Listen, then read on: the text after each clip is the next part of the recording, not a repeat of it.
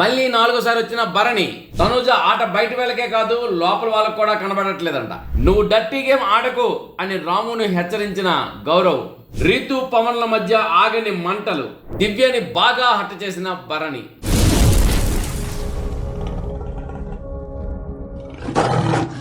Hi hello నమస్తే, నేను మీ SS Patnaik. చూస్తూనే ఉండండి పెమ్స్ టీవీ. షేర్ చేయండి, లైక్ చేయండి, సబ్స్క్రైబ్ చేయండి, గంట సింబల్ గట్టిగా కొట్టడం మర్చిపోకండి. ఇక బిగ్ బాస్లో అప్డేట్స్ విషయానికి వచ్చినట్లయితే వచ్చాడు ధీర ధీర ధీర ధీర ధీర ధీర అతనే భరణీరా. భరణి మళ్ళీ నాలుగోసారి వచ్చాడండి. మొదట అందరితో పాటు వచ్చారు, వెళ్ళిపోయారు. మళ్ళీ నామినేషన్ చేయడానికి వచ్చారు, వెళ్ళిపోయారు. మళ్ళీ ఉండడం కోసం ఆడడానికి వచ్చారు, దెబ్బ తగిలింది, వెళ్ళిపోయారు. మళ్ళీ ఇప్పుడు వచ్చారు. అఫ్ కోర్స్ ఆట ఆడటం అనేది ఈరోజు చూస్తాము, వెళ్ళిపోవడం అనేది ఈరోజు రేపు చూస్తాము, మళ్ళీ రావడం మనం టీవీలో ఎప్పుడు చూస్తాము. మొత్తానికి నాలుగోసారి అయితే బిగ్ బాస్ హౌస్కి వచ్చారు. అవునండి, బిగ్ బాస్ హౌస్కి భరణి గారు ఏంటంటే ఒక సరదాగా నా సొంత హౌస్ లాగా వస్తున్నారు, వెళ్తున్నారు. ఏదైనప్పటికీ ఏంటంటే ఆ క్యాపులు ఉంది కాబట్టి ఆ పర్సన్కి, ఆయనకి ఎన్ని ఎదురు దెబ్బలు తగిలినా, ఎన్ని వెన్నుపోట్లు పొడిచినా, అంటే వెనకుండి దెబ్బ తగలని, ముందు నుండి దెబ్బ తగలని, ఆయన మళ్ళీ వస్తారు. ఎందుకంటే అమరేంద్ర బాహుబలిని కట్టప్ప పొడిచేసినా సరే మహేంద్ర బాహుబలి మళ్ళీ వచ్చినట్లు వస్తూనే ఉంటారు. అదే భరణి. అయితే ఇక భరణి గారు వచ్చారు హౌస్కి. వచ్చిన తర్వాత రెండోసారి ఏమో అందరినీ నామినేట్ చేయడానికి వచ్చారు. వచ్చినప్పుడు అందరినీ పలకరించారు.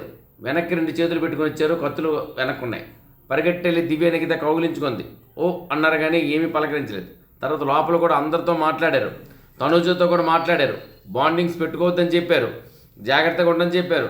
వెళ్ళొస్తున్నాను అందరికీ చెప్తున్నారు. ఈ లోపల తనుజ వచ్చి నా వల్ల మీరు వెళ్ళిపోలేదు, నా వల్ల మీరు వెళ్ళిపోయారా కాదు, నా వల్ల మీరు వెళ్ళిపోలేదు అని తనుజ చెప్తుంది. అయినప్పుడు కూడా నేను ఎవరి వల్ల ఇది అనుకోవట్లేదు అనుకున్నారు.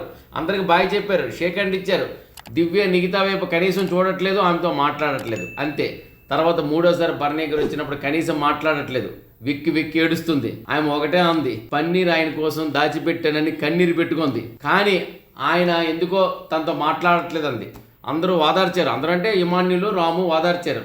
తర్వాత అతనే వచ్చారు, భరణి పలకరించారు. ఏమి ఇలా ఉన్నావు, తను చెప్పింది ఏదో. మొత్తానికి ఏంటంటే తను నామినేషన్ వేస్తాను ఛాన్స్ భరణి గారిని అడిగింది, తను ఇవ్వలేదు. తను అప్పుడు చెప్తుంది, నేను నామినేషన్ వేసుంటే ఎవరికి వేసి ఉండేదాన్ని తెలుసా అని. ఎవరికి అంటే తనూజని. అవును, తనూజాకే వేసి ఉండేదాన్ని. నాకు కొన్ని పాయింట్స్ ఉన్నాయి, మీ ఎదురుగా నేను చెప్పలేకపోతున్నాను, చాలా పాయింట్స్ ఉన్నాయి, పెట్టాల్సినవి ఉన్నాయి అని చెప్తూ తనూజ గురించి మాట్లాడడం, తను బాగా హర్ట్ అవ్వడం అనే విషయం కూడాను ఇక్కడ చెప్పింది దివ్య నిగిత. తర్వాత తనూజ ఆట బయట వాళ్ళకే కాదు లోపల వాళ్ళకు కూడా కనబడట్లేదట. అవునండి, తనుజ నేను ఆడుతున్నాను అని ఆమె గొంతు చించుకునే కానీ ఒకసారి కూడా సరిగా ఆడటం అనేది ఇప్పుడు కనిపించట్లేదు. ఇది వాస్తవం. తనుజ గారు ఏంటంటే అలా చెప్తున్నారని, ఎందుకంటే అమ్మడు అక్కడ నేను మళ్ళీ చెప్తున్నాను, ఆడటం కన్నా ఏడటమే ఎక్కువైంది. సో ఈ ఆటల్లో ప్రతిసారి ఆమె ఓడిపోవడం ఏదో మామూలు. ఆడటం అంటే ఇప్పుడు అమ్మాయిలు ఆడట్లేరని కాదు, అమ్మాయిలను ఎక్కడ తక్కువ వేయొద్దు. శ్రీజ దమ్ము చూపిస్తుంది, వచ్చినా రాకపోయినా గెలిచినా గెలిపిన మన సంజన, ఆ ఫ్లోరా గారు, రీతు పట్టుబట్టి ఆడటం, ఇట్టా ప్రతి ఒక్క ఆడుతూనే ఉన్నారు. కానీ ఈమె ఏ మాటకి ఆ మాట చెప్పుకోవాలి కానీ ఎవరో ఒక సపోర్ట్ ఎక్స్పెక్ట్ చేస్తుంది. తీరా సపోర్ట్ ఇచ్చిన తర్వాత నాకు ఎవరు సపోర్ట్ లేదు అంటుంది. మన కళ్ళెదురు ఆడియన్స్ అందరూ ఎవరు సపోర్ట్ ఇస్తున్నారు, ఎవరు బాండింగ్స్తో ఉన్నారు, ఎవరు బాండింగ్ పెంచుతున్నారు అన్నీ మనం చూస్తున్నా సరే ఆమె నేను చెయ్యట్లేదు, నాకు బాండింగ్ లేదు, ఎవరు సపోర్ట్ లేదు అంటుంది. మొత్తానికి ఏంటంటే నిన్న నిఖిల్ నాయర్ ఇచ్చి పడేశారు. నేను ఆడుతున్నాను అంటే ఎక్కడ ఆడుతున్నారు చూడలేదన్నారు. నేను ఆడాను కదా మీరు చూడలేదంటే నేను ఇంతవరకు కెప్టెన్షిప్ బోర్డు మీద చూడలేదన్నారు.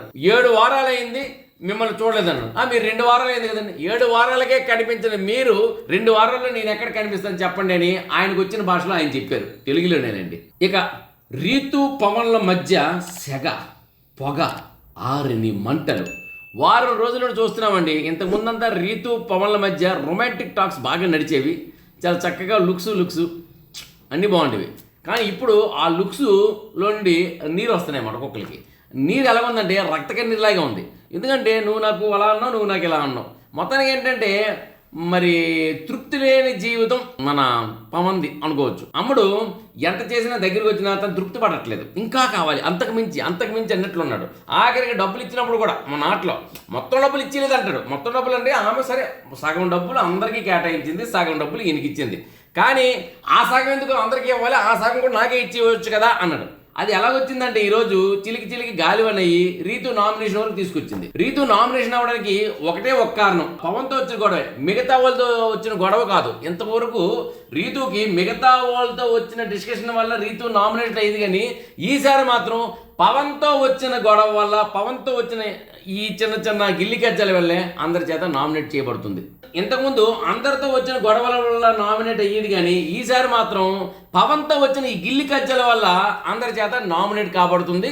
ఇదే విషయంపై వాళ్ళిద్దరి మధ్య జరుగుతున్న పొగ, సెగ, మంటలు ఆరట్లేదు. గౌరవ్ విషయానికి వస్తే తనకు భాష అర్థం కావట్లేదా, లేక ఎదురు వాళ్ళ భావం అర్థం కావట్లేదా, తనకే అర్థం కావట్లేదా, లేకపోతే తనకు తానే అర్థం కావట్లేదా అనే విషయం మనకు అర్థం కావట్లేదు. పాపం ఆయన బాధ మొత్తం వ్యర్థం అవుతుంది. ఏంటి అంటే ఇక్కడ గౌరవ్ని నామినేట్ చేసాడు రాము. నిన్న సృష్టి వచ్చి డైరెక్ట్గా డెమోని నామినేట్ చేసింది.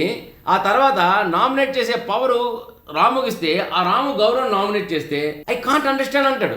నువ్వు కెప్టెన్గా ఉండేటప్పుడు నీలో ఆ క్వాలిటీస్ కనిపించలేదు అనే కొన్ని విషయాలు చెప్పి రాము నామినేట్ చేస్తే, ఈ రూమ్లో వచ్చాక అర్థమైంది స్నేహితులు ఎవరో శత్రువులు ఎవరో ఎవరిని నమ్మకూడదు అని చెప్తూ ఉంటే, లేదు బ్రో ఒక స్నేహితుడిగా నిన్ను అంటే నువ్వు స్నేహితుడు అనుకో అంటాడు. అలా కాదు, నీకు కూడా ఓటింగ్ బ్యాంక్ పెరుగుద్ది కదా ఈ విషయంలో అంటే, నువ్వు డట్టీగా మాడకు బ్రో, నువ్వు డట్టీగా మాడకు అని అంటాడే, మన ఒక హెచ్చరింపు లాగా. కానీ రాము లైట్గా తీసుకున్నాడు, కానీ అతనికి ఏం అర్థం కావట్లేదు. బర్నీ గారు కూడా అన్నాడు ఆయనకి ఏం అర్థం కావట్లేదా ఏంటని. సరే ఎడిటింగ్లో కూడా కట్ చేయట్లే, కానీ ఆ గౌరవ్ యొక్క బాధను చూపిస్తున్నారు.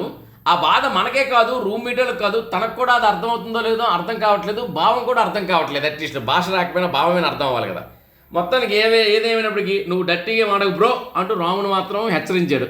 ఇక కొత్తగా రాత్రి లైవ్ చూసినప్పుడు కూడాను ఏమనిపిస్తుందంటే, రూమ్లో పెద్దగా గొడవలేమి లేవు, కానీ గొడవలు తెచ్చి దాని కంటెంట్ క్రియేట్ చేసుకోవడం కోసం మాత్రం తెగ ఉబలాట పడుతున్నారు. ఏంటి ఆ ఉబలాటం అంటే, పప్పులో ఉప్పు లేదనో, అన్నం చిన్నగా మాడిందనో, చపాతీ మీద నల్ల మరకొచ్చిందనో, లేకపోతే పంచదార తక్కువైందనో, లేకపోతే కాఫీ వేడిగయిందనో, ఏదో ఒకటి అసలు చెప్పుకుంటే చిరాగ్గా ఉంది.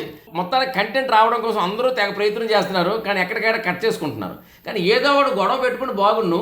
మరి సంజన గారు ఏంటంటే అన్విజిబుల్గా ఉన్నారు కదా, అందుకని గొడవ అక్కడ లేదు, ఆమెదంతా సప్పుడే. కాకపోతే నిన్నే బిగ్ బాస్ వచ్చేసి ఆ శిక్ష నుండి విముక్తి కలిగించాడు కాబట్టి ఇక ఈ రోజు నుండి చప్పుడు కాదు, ఇంకా గొడవలు వస్తాయి. ఏది ఏమైనప్పటికీ మరిన్ని అప్డేట్స్తో మళ్ళీ నేను మీ ముందుంటాను. అంతవరకు సెలవు, బాయ్, నమస్తే. నేను మీ ఎస్ఎస్ పట్నాయక్. చూస్తూనే ఉండండి ఫిమ్స్ టీవీ. షేర్ చేయండి, లైక్ చేయండి, సబ్స్క్రైబ్ చేయండి, గంట సింబల్ కొట్టడం మర్చిపోకండి.